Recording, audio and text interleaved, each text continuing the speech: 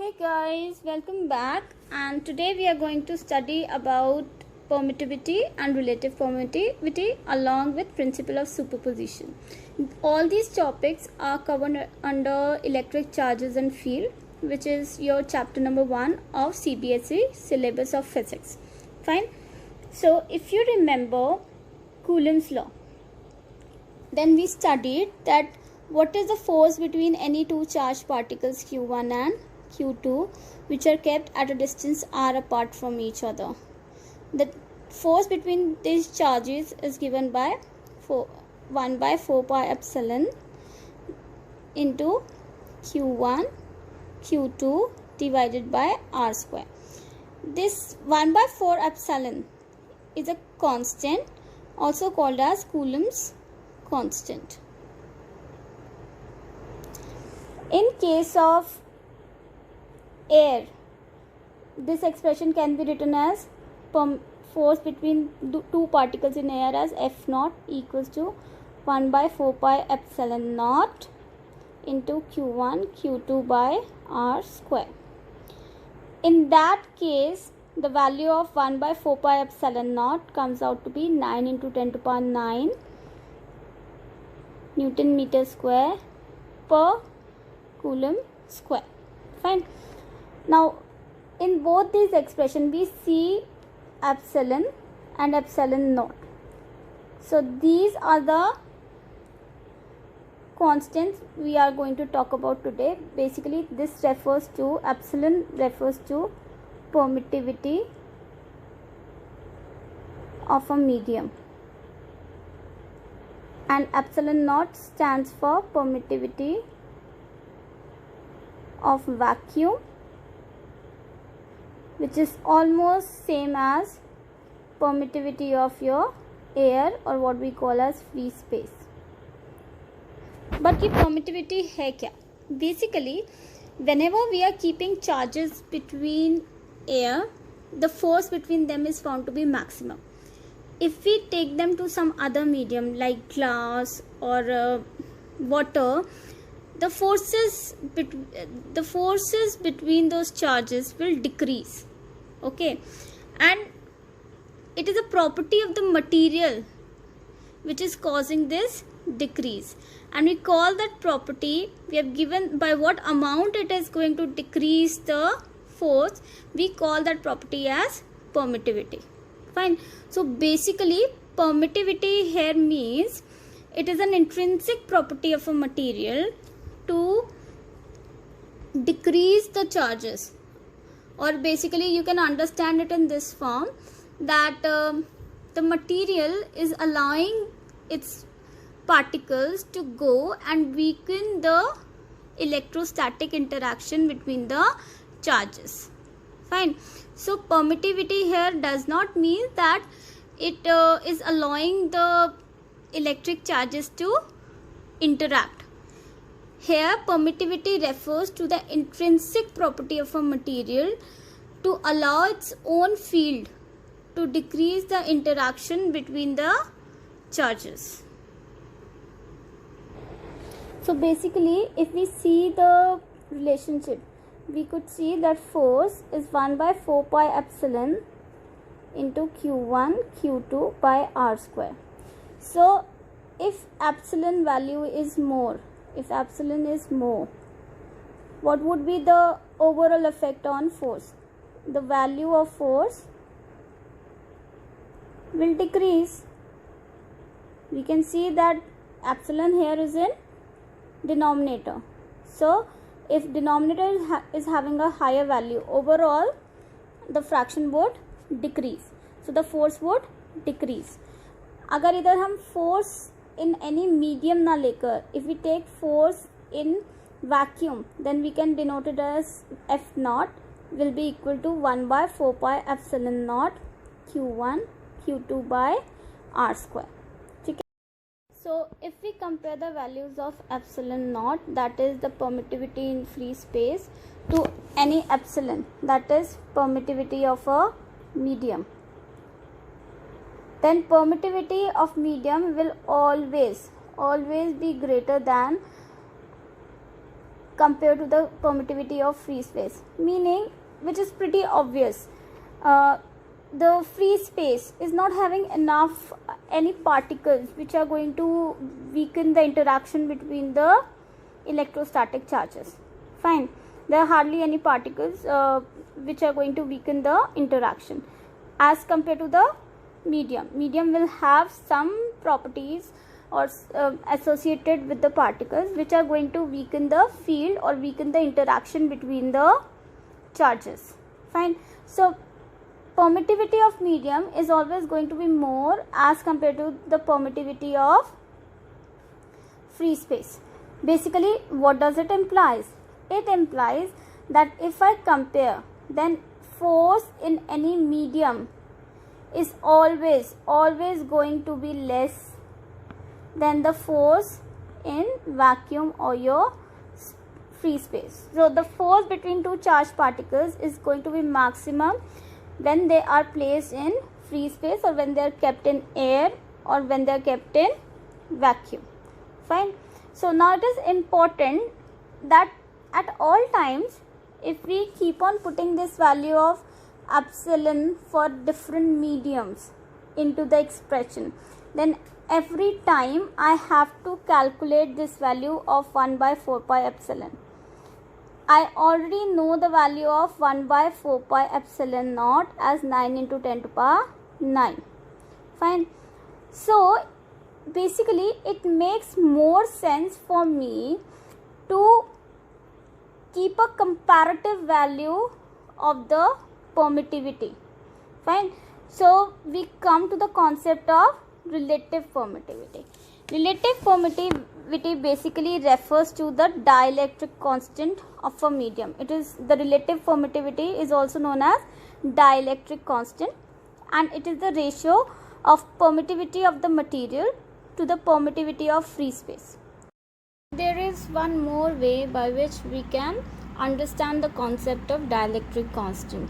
So right now we saw that dielectric constant basically is the ratio of epsilon to epsilon naught, that is the permittivity in the medium to the permittivity in free space. Now the same concept can be understood in terms of force also, meaning the force between the two objects when they are placed in the medium, and the force between two objects when they are placed some distance apart in vacuum.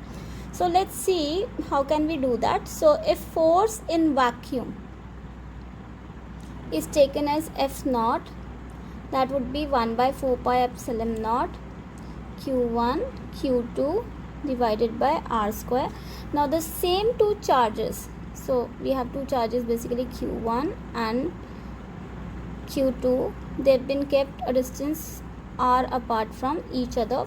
Initially they were kept apart in vacuum, and then they were kept apart in some medium. So force in medium would be F, that would be 1 by 4 pi epsilon Q1 Q2 by R square. So we already know how do we define dielectric constant. It is a ratio to the, we define dielectric constant as ratio of epsilon to epsilon naught. Okay, permittivity in medium to the permittivity in free space. So now in terms of forces I can write this as, so let's take the ratio of force in vacuum to the force in medium. So let's write the expression. Force in vacuum obviously 1 by 4 pi epsilon naught Q1 Q2 by R square divided by 1 by 4 pi epsilon Q1 Q2 by R square. So obviously these two terms simply cancel out. 4 pi and 4 pi also cancel out, and we are left with only epsilon to epsilon naught, which is nothing but your dielectric constant. So we can also understand dielectric constant in terms of, or we can also define dielectric constant as the ratio of the force in vacuum to the force in a given medium. And how is this knowledge helpful? So say if I tell you that force between two objects in a medium is say 10 Newton. Suppose I tell you that force in the medium is 10 Newton, and you are asked to find out what would be the force between the same two charges in vacuum. So if you know the dielectric constant of that medium, suppose that medium is water. So I already know that the dielectric constant of water is 80. So knowing this value, I can easily calculate what would be the force in the vacuum. So I have this ratio, force in vacuum I have to calculate. So let me call it X. Force in medium is given as 10 Newton and dielectric constant is given as 80. So I can get 800 Newton as the force in vacuum. So when the same two objects are kept apart in air, the force between those charges would be 800 Newton. And this also clears up the concept that a dielectric constant of 80 basically means that when kept in a medium of dielectric constant 80, the value of force decreases by a factor of 80. This brings us to another important concept of the chapter, wherein we deal with the comparison between gravitational force and electrostatic force. So if you remember from what you studied in class 9, we saw that gravitational force between two objects never change, whether anywhere in the universe you take them, whether there is, and it is independent of the medium. So let us see whether there are any more similarities or dissimilarities between the two forces. So let's look at the comparison between electrostatic and gravitational force. So we have already seen both of them obey inverse square law. So this force varies, both the forces varies inversely as square of the distance between the center of the objects. Then both the forces are proportional to the product of, this is proportional to product of charges, and this force is proportional to product of masses. So that is also one of the similarities. Then next similarity would be both of these are central forces. Central forces means, so whenever they have to interact, if this charge Q1 has to attract or repel charge Q2, this force will always act towards the center or away from the center. It will not act along any random direction. Okay, so both of these forces are central forces in nature. Then both are conservative forces. We have already studied conservative forces in class 11. These such forces, they are in the work done is independent of the path taken. It is only dependent upon the final and initial position of the object. Then both the forces can act at a distance, meaning, and they both can be exerted even in vacuum. There is no need of a medium as such.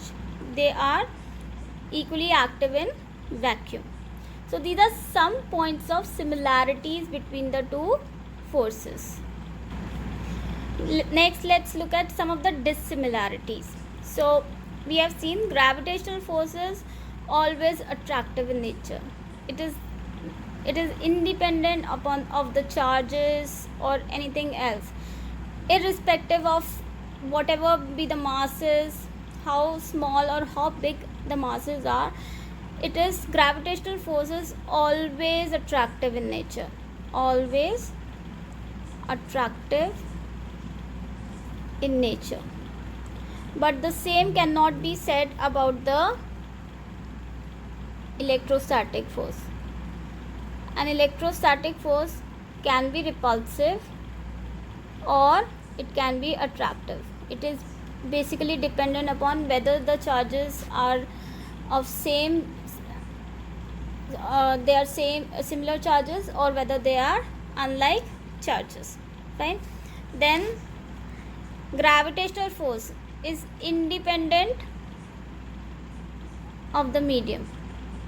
So whether you are in air, whether you are in water, whether you are in glycerin, it is all the gravitational force between two objects remains the same.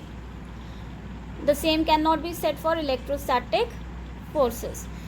So electrostatic force is very much dependent upon the nature of the medium. It is going to be maximum in vacuum, and the value of electrostatic force decreases depending upon the medium the charges are placed in. Then another very important point of difference is electrostatic forces. They are much stronger as compared to gravitational forces. See, there is a difference. Gravitational forces will obviously have a much higher range. Like they are, we can see gravitational force active even at the level of universe. Electrostatic force obviously will not have that much range, but at the same distance, if two masses are kept at the same distance apart, then the electrostatic forces are much more stronger as compared to the gravitational forces. Next we come on to another important concept of this chapter, which is the superposition principle of electrostatic forces. Class 11, we have already studied superposition principle in relevance to gravitational forces, and we have already studied superposition principle in relevance to vectors. So the superposition principle basically you can understand in this way. Suppose there are a number of charges. So we have Q1, then there is Q2 here, Q3, Q4 and Q5.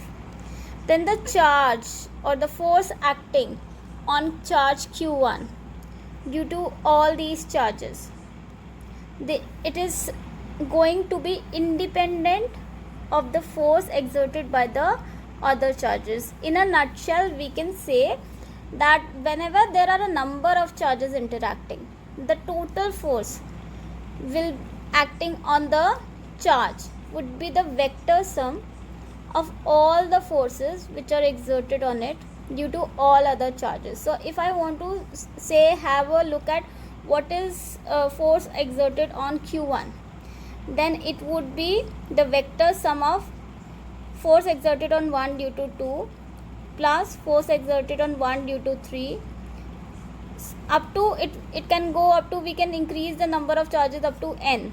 So up to force exerted on charge 1 due to nth charge. Fine. So this is our principle of superposition.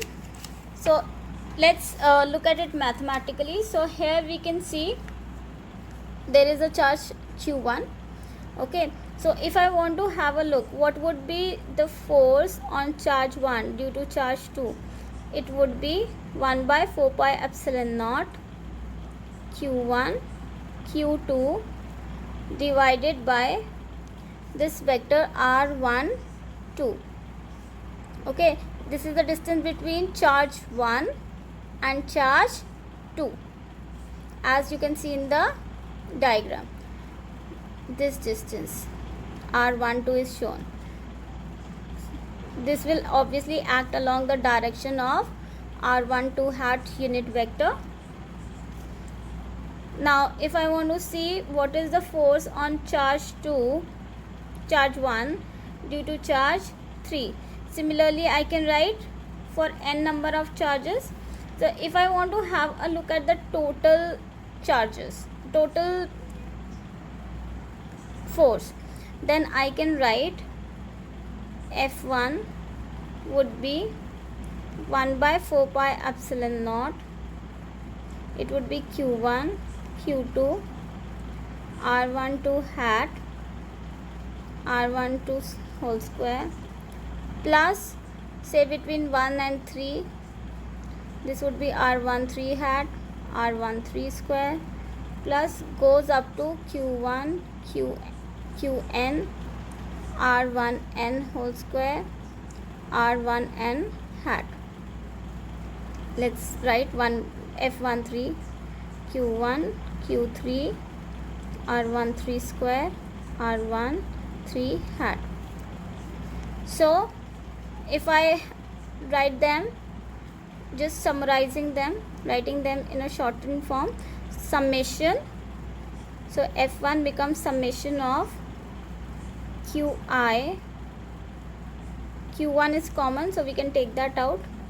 4 pi epsilon naught is common, we can take it out.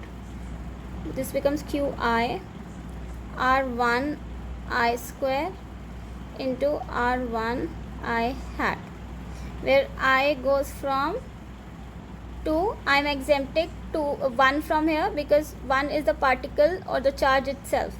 It goes, the value of I goes from 2 to n. So this is the total charge, total force acting on the object.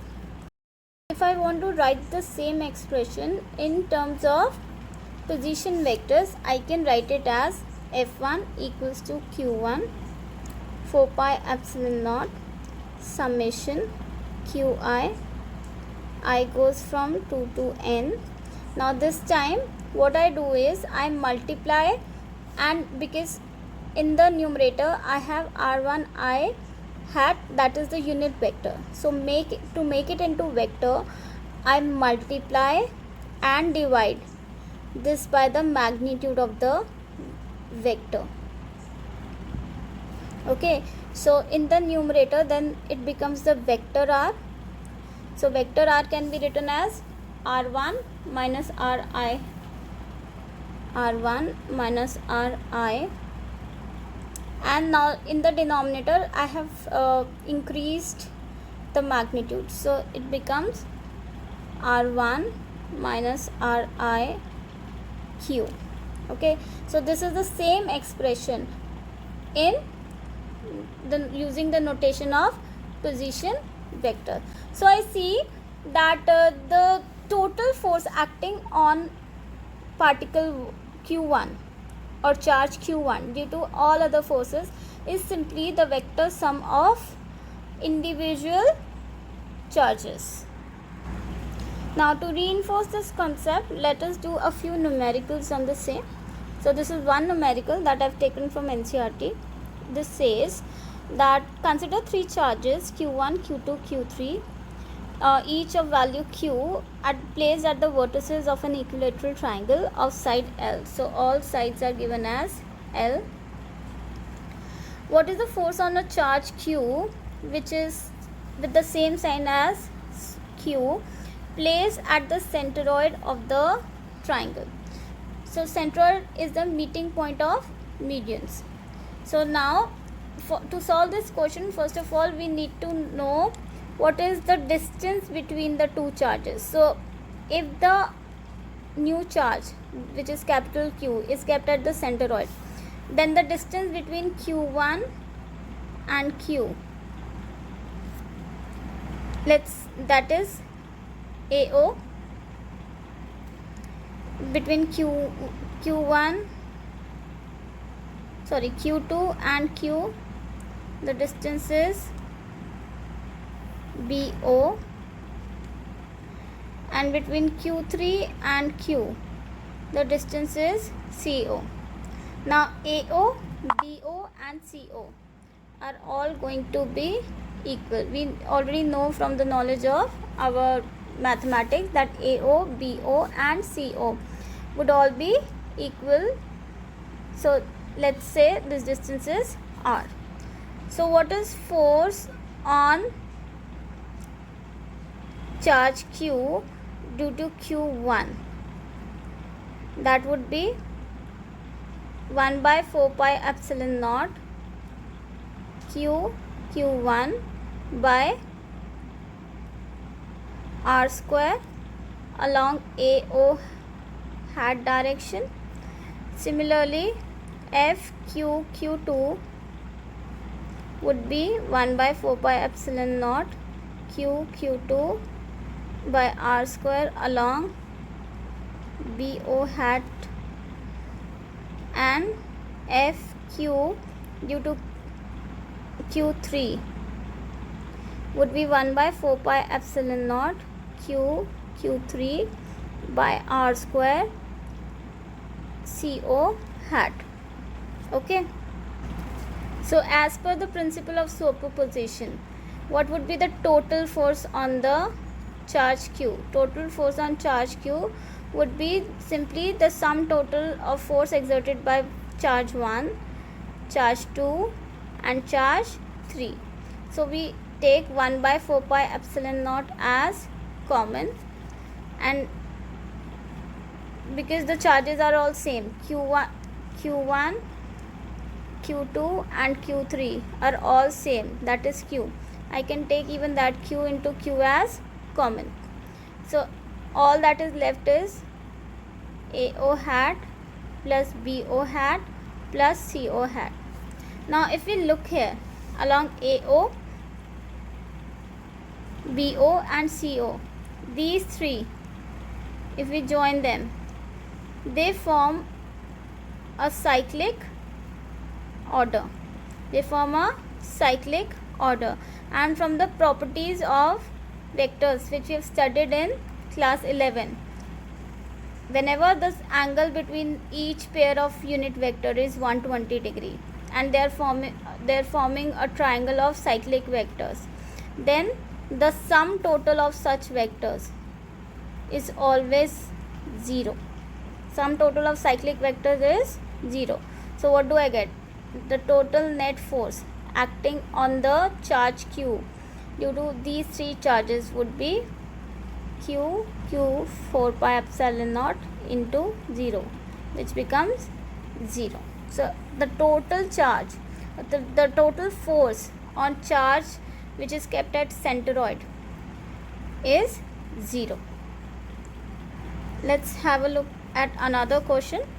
The question says, consider charges plus Q and minus Q placed at the vertices of an equilateral triangle as shown. So Q1, which is plus Q, Q2 again plus Q along the same line, and along the equatorial line we have kept the charge Q3, which is minus Q. So what they are asking is, what is the force on each charge? So if I want to find out the force on charge which is kept at vertex A, then it will experience two forces. The charge kept here will experience two forces. So one would be force of repulsion due to the charge which is kept at B vertex, and so because it is a force of repulsion, I am drawing the arrow towards the left hand side. Another would be force of attraction. Please remember that at point C we have a negative charge. So negative charge is going to attract the positive charge. So these two forces are acting. This is due to charge at B, this is due to charge at C. So what would be the net force acting on charge kept at A? It would be simply the sum total of, I can do vector addition and get the sum total of these charges. Similarly for the charge kept at vertex B, one would be force of repulsion, the other would be force of attraction, and net charge would be given by the vector sum of both the charges. Now look at charge kept at C. The charge kept at C is experiencing an attractive force from both the sides. Okay, so look at the arrows. This is also downward, this is also downward. So both the forces are attractive in nature. So the net effect of both these forces would be again the vector sum of these two forces.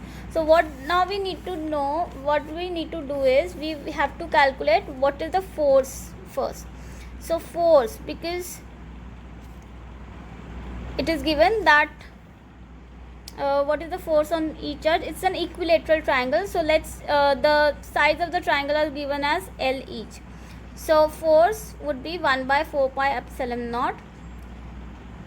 Q1 is Q, Q2 is also Q,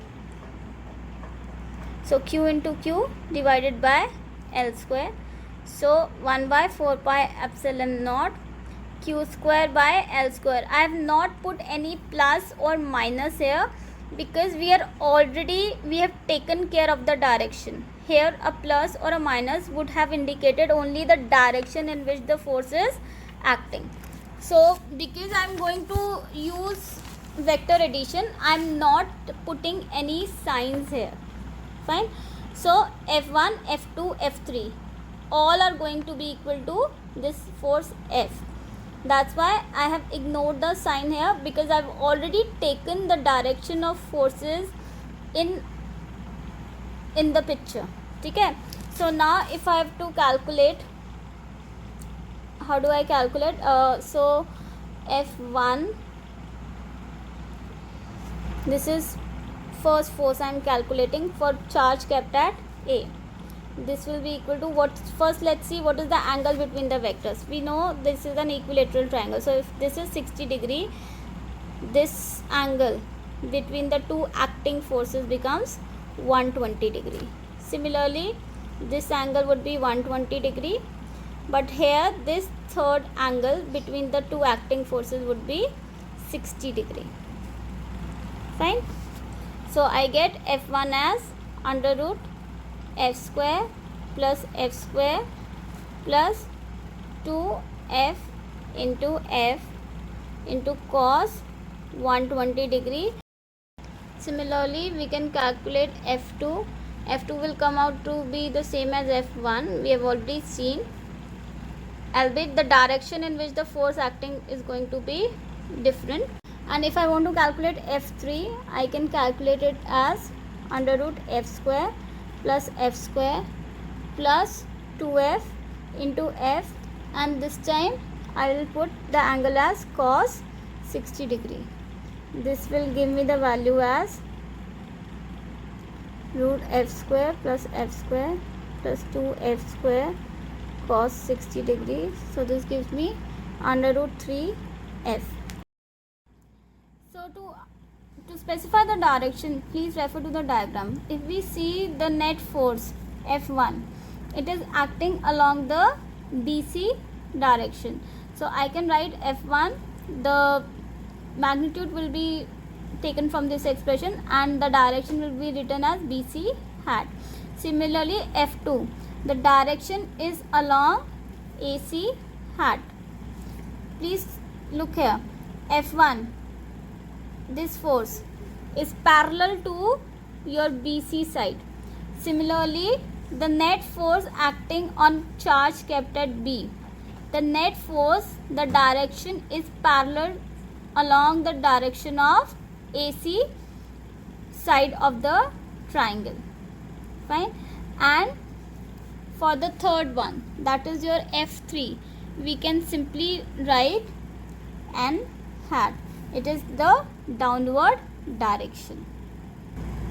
Let's look at this next question. It says 3 point charges plus Q each are kept at the vertices of an equilateral triangle of side L.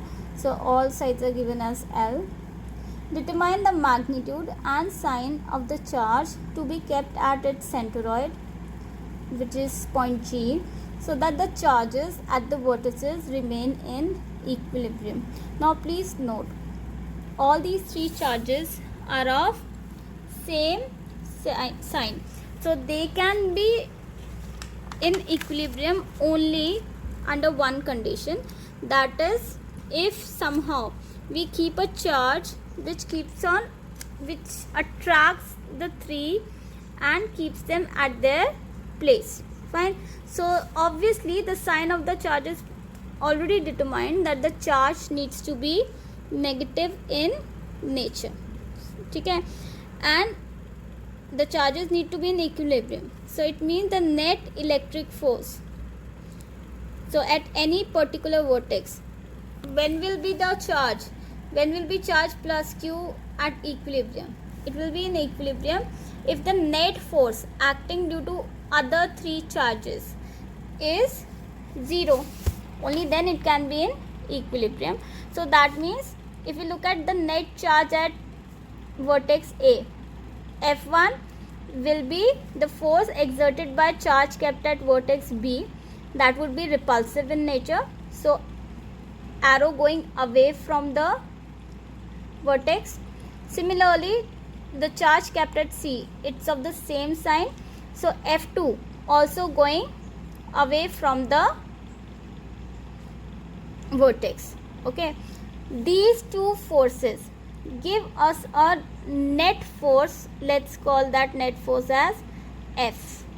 Okay, now this net force F should be balanced by an attractive force in this direction.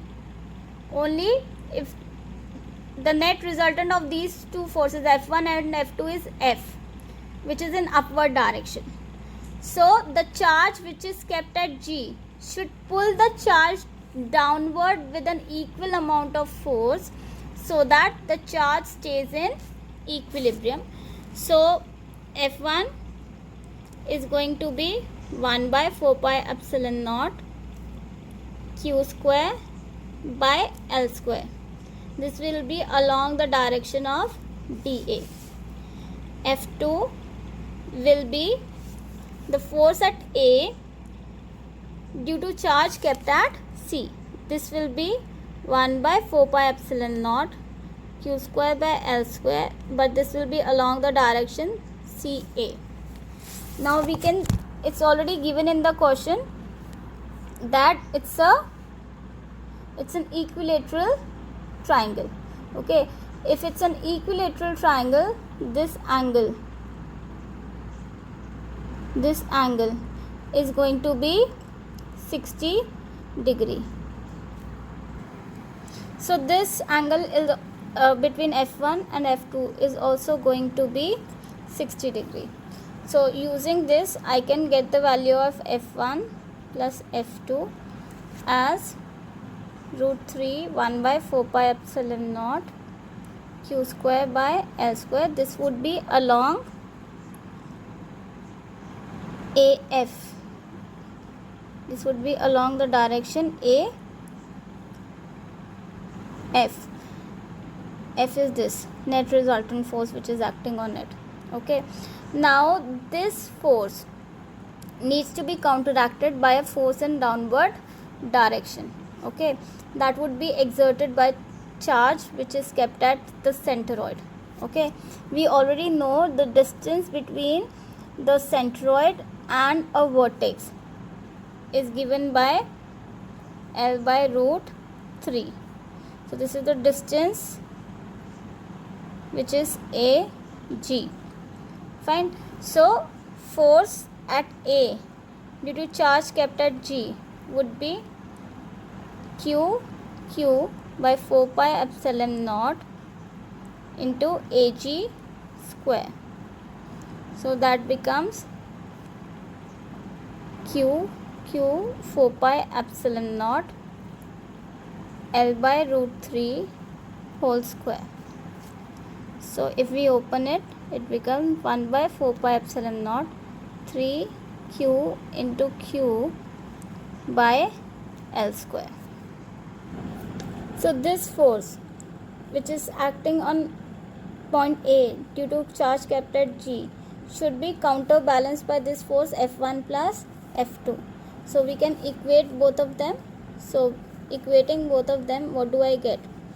The charge exerted by F1 plus F2 was root 3 times 1 by 4 pi epsilon naught q square by L square, and force exerted by A due to G was 1 by 4 pi epsilon naught 3Q into Q by L square. So we equate both these forces because only when they are going to be equal then they can balance each other out. So 3QQ by L square. Let's cancel out whatever quantities are similar on both the sides. Ultimately, this gives me the value of our charge q as q by root 3. We'll put the sign negative because we already determined in the starting of the question that only when the charge is of opposite sign, then it will keep all those other charges. Only if the charge here is negative, only then it can keep all other positive charges bounded together. That's it for today. Thank you.